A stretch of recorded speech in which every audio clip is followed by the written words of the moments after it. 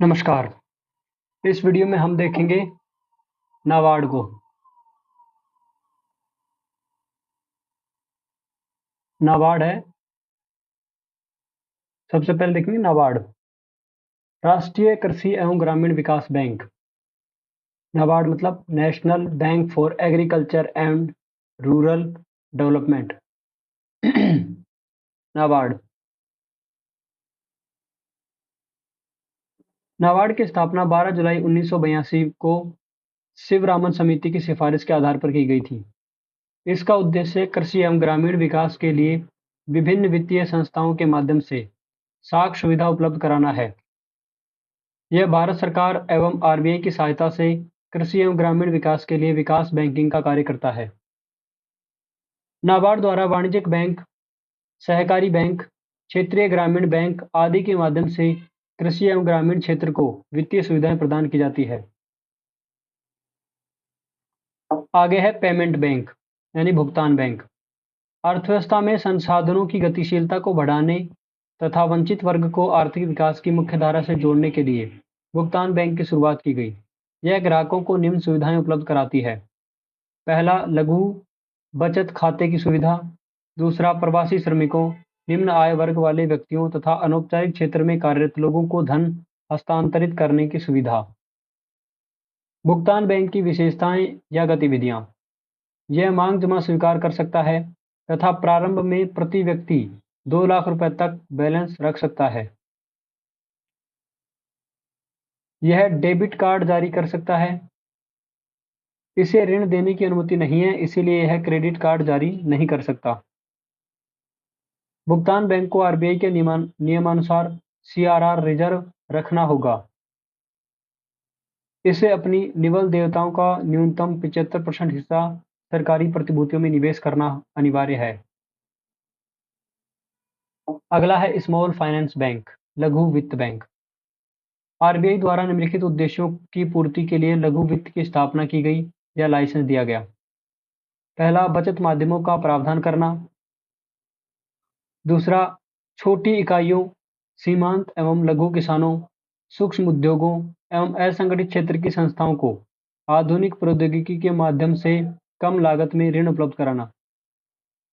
अगला, लघु वित्त बैंक वित्तीय समावेशन के उद्देश्य को पूरा करने में सहायक है। लघु वित्त बैंक की गतिविधियां। पहला, यह बैंक ग्राहकों से जमा स्वीकार करने तथा उनको ऋण उपलब्ध कराने का कार्य करेंगे। इनके द्वारा दी जाने वाली सुविधाओं में वंचित वर्ग को प्राथमिकता दी जाएगी। इन्हें सीआरआर तथा एसएलआर के नियमों का पालन करना होगा। इन बैंकों को अपने निवल ऋण यानी कि नेट लोन का न्यूनतम 75% हिस्सा प्राथमिकता क्षेत्र उधारी में देना अनिवार्य है। ऋण का 50% हिस्सा 25 लाख रुपए तक के ऋणों का होना चाहिए। इंडिया पोस्ट पेमेंट बैंक, भारतीय डाक भुगतान बैंक। आरबीआई ने भारतीय डाक को भुगतान बैंक का लाइसेंस दिया। यह 100% सरकार के स्वामित्व वाली संस्था है, जिसका उद्देश्य देश के अंतिम व्यक्ति तक बैंकिंग सुविधाएं उपलब्ध कराना है। भारतीय डाक का विशाल नेटवर्क तथा नागरिकों का इस संस्था पर भरोसा भारतीय डाक भुगतान बैंक को अधिक सशक्त करता है। इसके माध्यम से निम्नलिखित सुविधाएं उपलब्ध कराई जाती हैं। पहला, मूलभूत बैंकिंग सुविधा। दूसरा, घरेलू स्तर पर धन हस्तांतरण की सुविधा। तीसरा, थर्ड पार्टी यानी कि तीसरे पक्ष के द्वारा समय जमा एवं ऋण की सुविधा। और चौथा, डीबीटी यानी प्रत्यक्ष लाभ हस्तांतरण। इसके समक्ष विद्यमान चुनौतियां हैं। पहली, आधुनिक आधारभूत संरचना का अभाव। दूसरी, प्रशिक्षित कर्मचारियों की संख्या का अभाव। तीसरी, पूंजी के अभाव के कारण निजी क्षेत्र से कठोर प्रतिस्पर्धा। आगे है वित्तीय समावेशन। वित्तीय समावेशन का आशय देश के वंचित वर्ग को प्रचलित वित्तीय व्यवस्था से जोड़ा जाता है। इसके अंतर्गत उन व्यक्तियों को भी शामिल किया जाता है जो सुदूर ग्रामीण क्षेत्रों में रहते हैं। अर्थात वित्तीय समावेशन समाज के वंचित वर्ग को मुख्य धारा में जोड़ने की एक प्रक्रिया है। यह संसाधनों की गतिशीलता के लिए महत्वपूर्ण है। इसके अंतर्गत ग्राहकों को निम्न सुविधाएं दी जाती हैं। पहला, बचत करने के लिए आसान बैंक खाते की उपलब्धता, सस्ती दर पर निम्न आय वर्ग के व्यक्तियों को ऋण की सुविधा, समाज के वंचित वर्ग को मूलभूत वित्तीय सुविधाएं जैसे बीमा, पेंशन आदि उपलब्ध कराना। यह सर्वमान्य है कि वित्तीय समावेशन के बिना समावेशी विकास का लक्ष्य प्राप्त नहीं किया जा सकता, क्योंकि प्रचलित वित्तीय व्यवस्था से जुड़े बिना नागरिकों तक विकास प्रक्रिया का लाभ नहीं पहुंचाया जा सकता। इस प्रकार वित्तीय समावेशन अर्थव्यवस्था की वितरण प्रणाली का महत्वपूर्ण हिस्सा है। वित्तीय समावेशन के अंतर्गत निम्नलिखित वर्ग को लक्षित किया जाता है। पहला, सीमांत एवं भूमिहीन किसान। दूसरा, प्रवासी श्रमिक। तीसरा, समाज का कमजोर वर्ग। चौथा, निम्न आय वर्ग वाले व्यक्ति। वित्तीय समावेशन के लिए निम्नलिखित संस्थाओं की भूमिका हो सकती है। पहली है बैंकिंग संस्थाएं। इसमें है वाणिज्यिक बैंक, सहकारी बैंक, आरआरबी यानी कि क्षेत्रीय ग्रामीण बैंक, भुगतान बैंक, लघु वित्त बैंक, बैंक साथी और भारतीय डाक भुगतान बैंक। इसके अलावा दूसरी इसमें है बीमा कंपनियां और तीसरी है एनबीएफसी।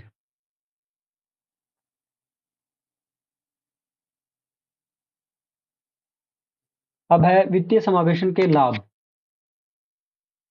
पहला लाभ है ग्राहकों को लाभ। ग्राहकों को लाभ में बचत प्रवृत्ति में सुधार, ब्याज के माध्यम से आय में वृद्धि, जमा, ऋण, बीमा आदि मूलभूत सुविधाओं की प्राप्ति। दूसरा है वित्तीय संस्था को लाभ, साख सर्जन क्षमता का विस्तार, व्यापार में वृद्धि और लाभ में वृद्धि। तीसरा है सरकार एवं अर्थव्यवस्था को लाभ, संसाधनों की गतिशीलता में सुधार, बचत दर एवं निवेश दर में वृद्धि, उत्पादन एवं रोजगार में वृद्धि, कल्याणकारी योजनाओं का लाभ वास्तविक लाभार्थी तक, वितरण प्रणाली में पारदर्शिता, अनावश्यक खर्च में कटौती। चौथा लाभ है वित्तीय व्यवस्था को,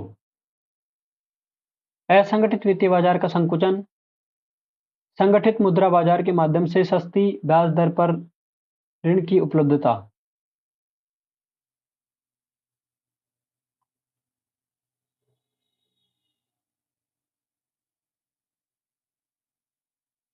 अब है वित्तीय समावेशन का मापन।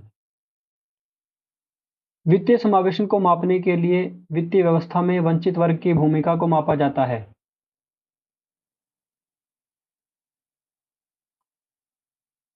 वंचित वर्ग की भूमिका को मापा जाता है अर्थात यदि वंचित वर्ग की वित्तीय व्यवस्था में भूमिका बढ़ती है तो इसे वित्तीय समावेशन का विस्तार कहा जाएगा। हाल ही में आरबीआई ने वित्तीय समावेशन सूचकांक की शुरुआत की, जो वित्तीय समावेशन का मापन करेगा। आगे है वित्तीय समावेशन सूचकांक। इसे मैगजीन है या फिर साइनॉप्सिस है, वहां से अपडेट करना है। हर साल निकलता है, इसको मैगजीन से अपडेट कर लेना है। आगे है वित्तीय समावेशन की चुनौतियां। इसमें पहला है अत्यधिक जनसंख्या, दूसरा है वित्तीय साक्षरता का अभाव, तीसरा है वित्तीय समावेशन की जटिल प्रक्रिया और चौथा है सुदूर ग्रामीण क्षेत्रों में आधारभूत संरचना का अभाव। अब यहां देखा वित्तीय समावेशन के लिए प्रयास।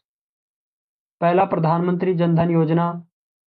दूसरा, आरबीआई द्वारा नए बैंकों को लाइसेंस। तीसरा, वित्तीय साक्षरता एवं वित्तीय शिक्षा नीति।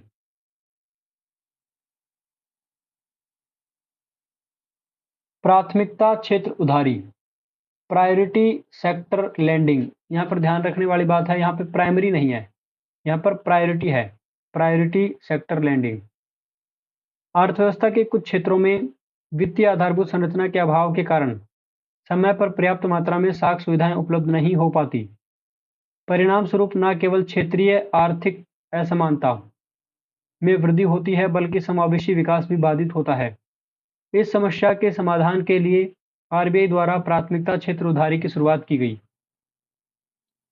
इसके अंतर्गत प्रत्येक अनुसूचित वाणिज्यिक बैंक द्वारा अपने ऋण का न्यूनतम 40% हिस्सा प्राथमिकता क्षेत्र को देना अनिवार्य होता है। आरआरबी एवं लघु वित्त बैंक के लिए यह मात्रा 75% न्यूनतम रखी गई है। प्राथमिकता क्षेत्र के अंतर्गत निम्न समूह शामिल हैं। पहला, कृषि क्षेत्र। दूसरा, सीमांत एवं लघु किसान। तीसरा, सूक्ष्म उद्यम। चौथा, समाज का कमजोर वर्ग। पांचवा, शिक्षा ऋण। छठा, आवासीय ऋण। सातवां, नवीनीकृत ऊर्जा। और आठवां, उद्यमशीलता आदि। उपरोक्त व्यवस्था के कारण बैंक अपने मूलभूत वाणिज्यिक उद्देश्य की प्राप्ति नहीं कर पाते थे। अतः आरबीआई इस संदर्भ में एक नई व्यवस्था प्रारंभ की जिसे प्राथमिकता क्षेत्र उधारी प्रमाण पत्र कहा जाता है। प्राथमिकता क्षेत्र उधारी प्रमाण पत्र। वे बैंक जिन्होंने प्राथमिकता क्षेत्र उधारी का लक्ष्य पूरा नहीं किया, इस प्रमाण पत्र को खरीद सकते हैं और खरीद कर अपना लक्ष्य पूरा कर सकते थे। तथा जिन बैंकों ने लक्ष्य से अधिक ऋण दिया है, वे इस प्रमाण पत्र को जारी कर सकते हैं। इस प्रमाण पत्र की खरीद बिक्री का नियमन आरबीआई द्वारा किया जाएगा। ये प्रमाण पत्र निम्नलिखित 4 प्रकार के हैं। पहला, पीएसएलसी कृषि। दूसरा, पीएसएलसी सीमांत किसान। तीसरा, पीएसएलसी सूक्ष्म उद्यम। और चौथा, पीएसएलसी सामान्य। इस वीडियो लेक्चर में हम यहीं तक कवर करते हैं। इसके आगे का पार्ट हम अगले वीडियो लेक्चर में कवर करेंगे। तब तक के लिए थैंक यू।